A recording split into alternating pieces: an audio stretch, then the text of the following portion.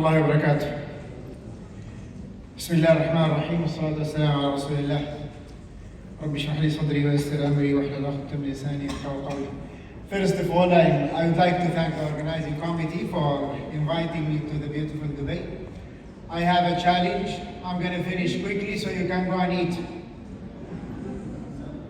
So if you allow me, I am just going to ask some people just to raise hand to show me what they can answer to my questions. First of all, do any of you in the room, do you think that you have a problem with infection control? Is it still a challenge to control infection? Can you raise your hand? More. Oh, very good. Excellent. You are working hard. But it looks like it's not working. Okay, so we are going to speak more about how we can do it. In some people in the room, they believe, no, we don't have a problem. Really, we don't. Some people will challenge, you are just negative people.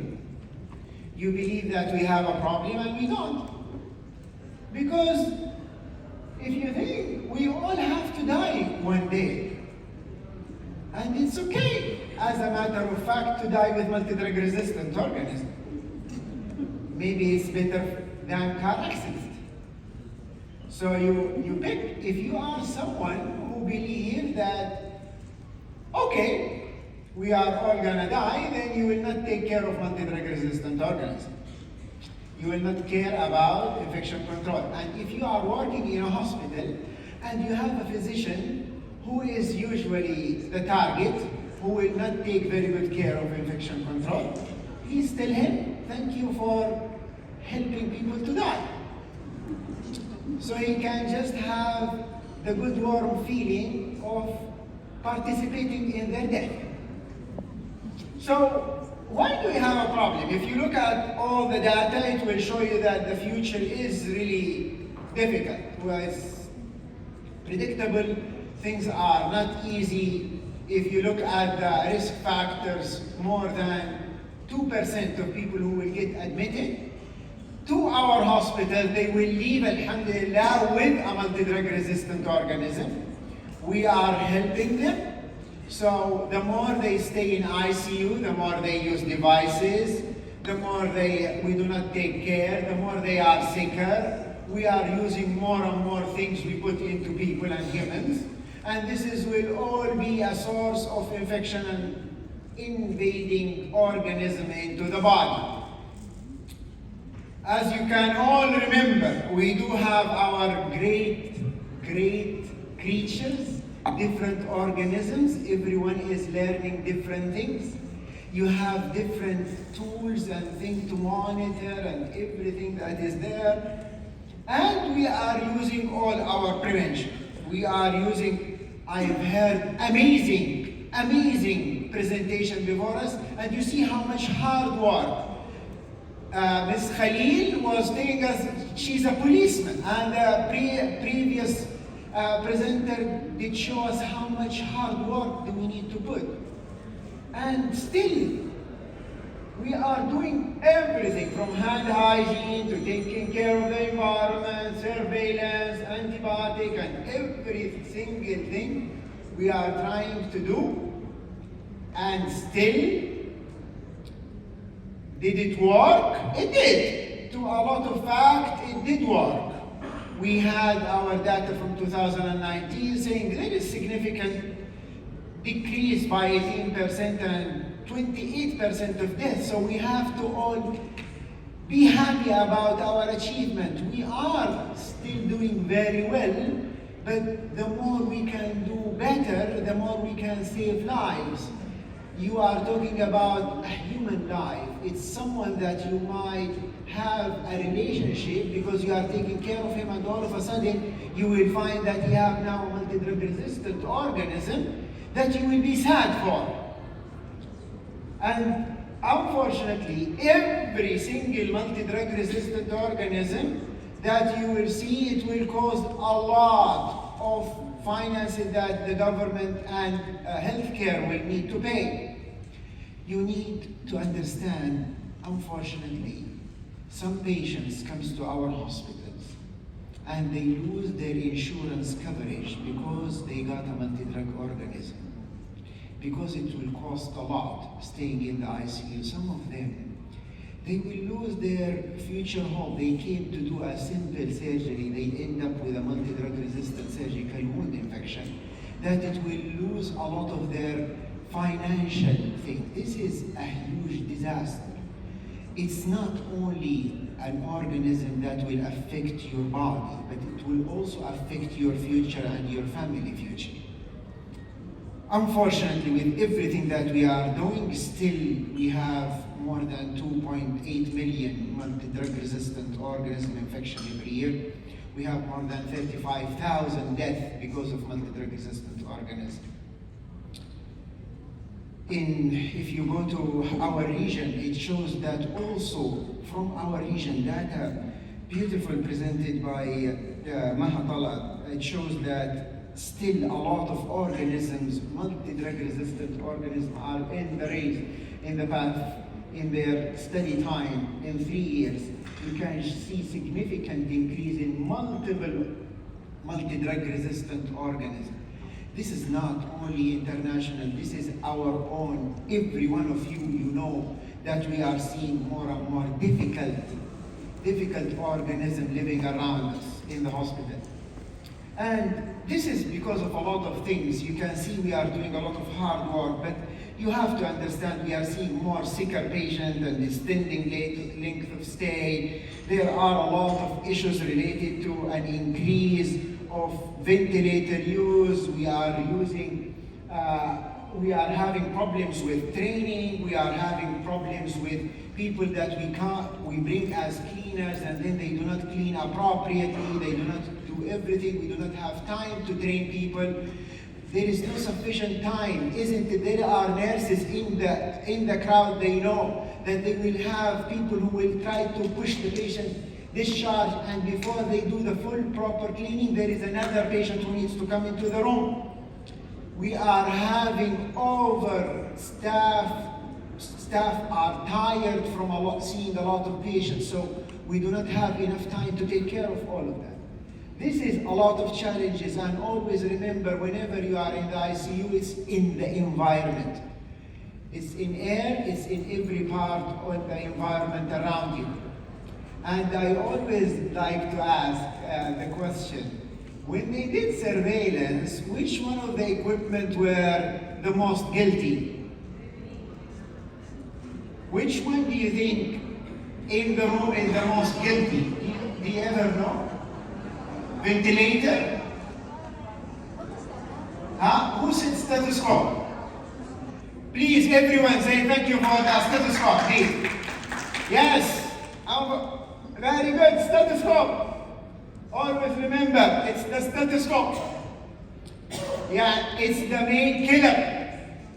So, physicians do not take care of their stethoscope. They do not even carry stethoscope. They will always tell people, please give me a stethoscope. And this guy is taking stethoscope from stethoscope and stethoscope, everyone. So please remember, keep the stethoscope in the room. Tell the great doctors. Doctors are amazing creatures. I really love them. They have hard work. Whatever you tell them about bugs, they don't believe you. They have hard belief against bugs. They either love them or they have some relationship. And they feel defensive whenever you tell them that you have a surgical wound infection. He will feel that, no, it's your problem, it's not me. I didn't do it, it's not me.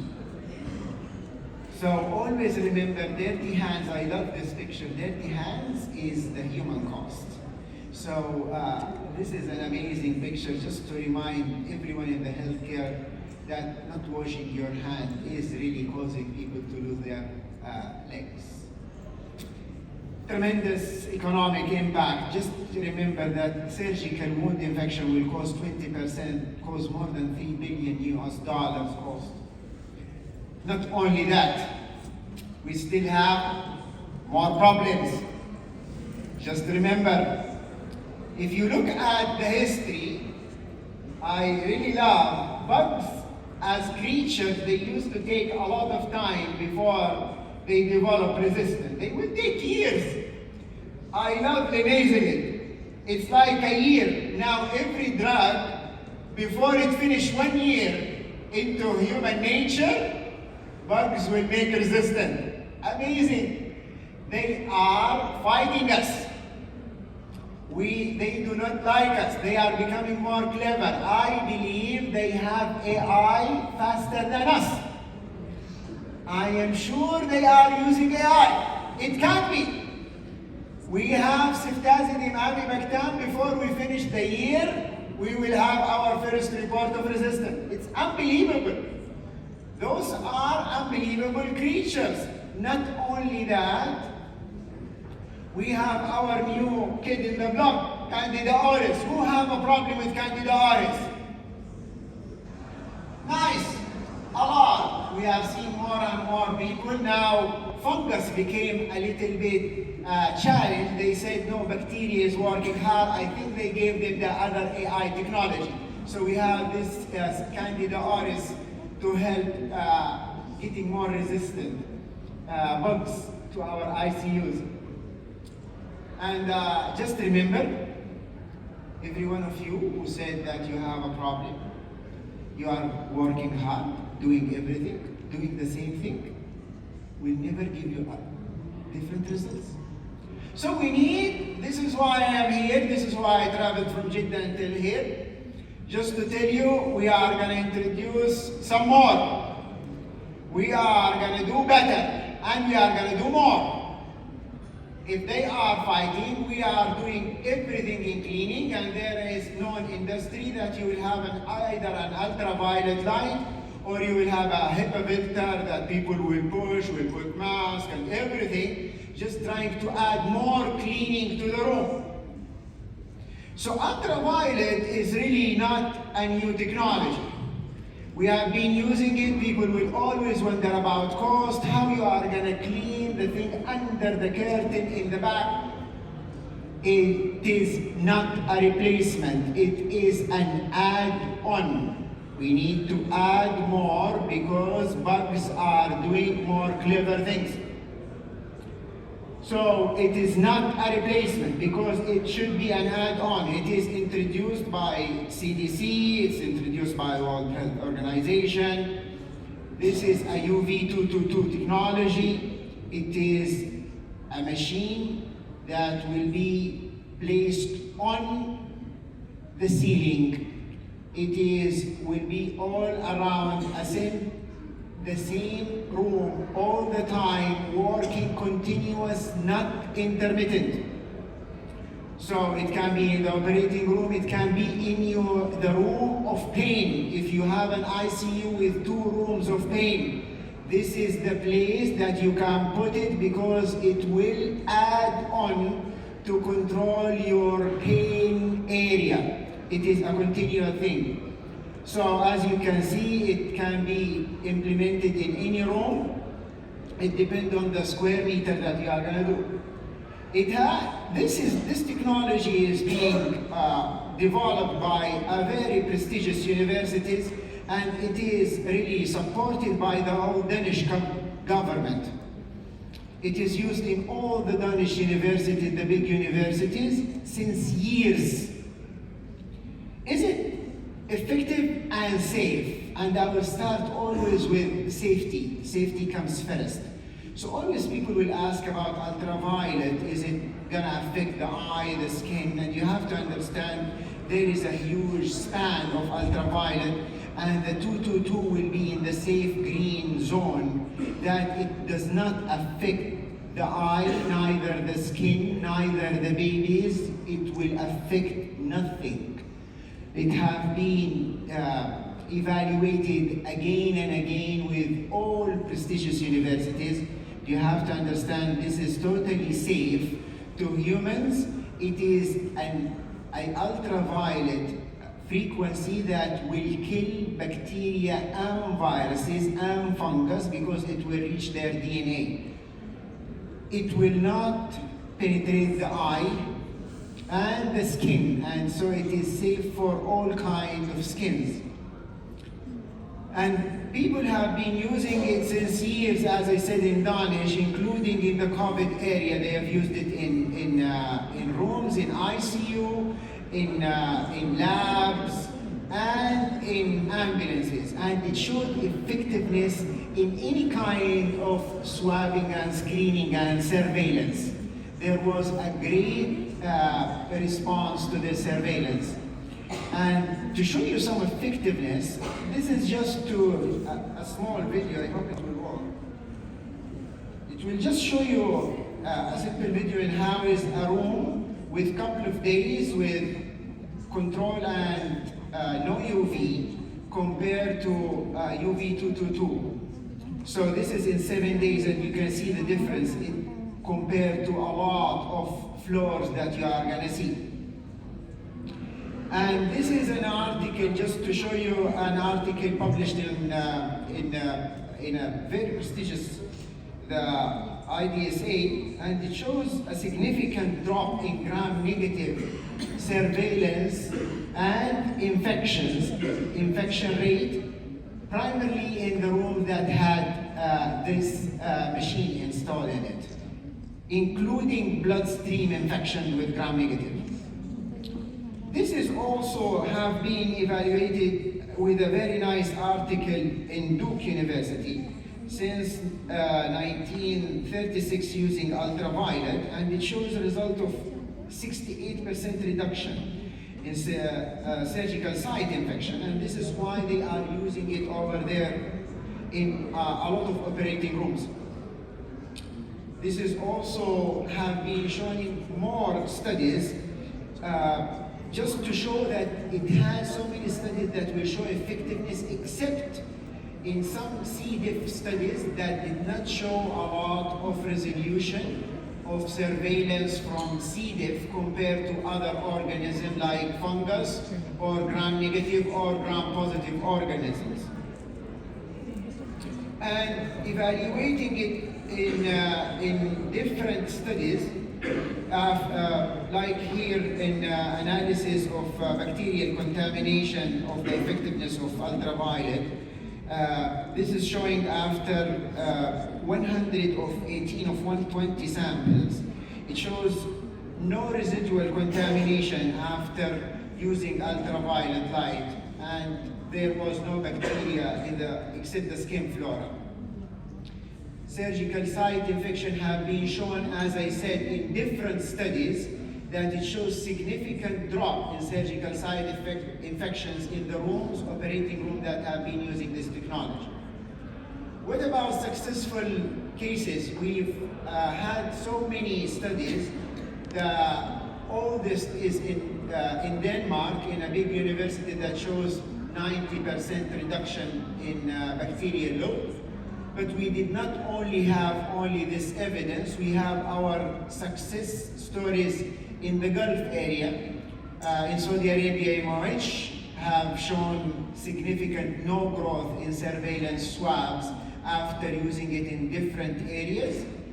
Also in Prince Sultan, Humanity City, also pre and post, it have shown significant no growth after surveillance after using it. The same happened in a private hospital, Samir Abbas Hospital in Jeddah, using it in ICU area because they had a significant problem of infection in ICU, and it showed a significant reduction in services surveillance after using it. Also in Bahrain, Salmaniya Hospital, which is a tertiary hospital, using it for candida cases in ICU, in oncology, and in isolation room, significant reduction and no growth in surveillance in the room that have been using the ultraviolet 222, so significant reduction, up to 100% in surveillance, no growth in a lot of bacteria and candida after using it. The same happened in Sheikh Khalifa Medical City in Ajman, and also in Ibrahim bin Hamad Hospital in UAE. And also in labs, like here Al-Fatim lab in Dubai, They've used it just to make sure about their environment. A significant result came of no growth all over the services. Just remember, you need more weapons to fight and organisms that are developing more weapons to become resistant. Every single multi-drug resistant organism that will affect patient, it can affect his life. It can cause comorbidities and increase cost.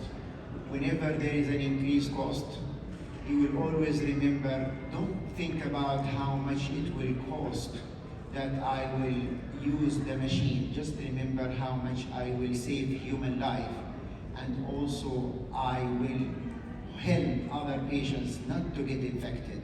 I will make sure that our environment is clean.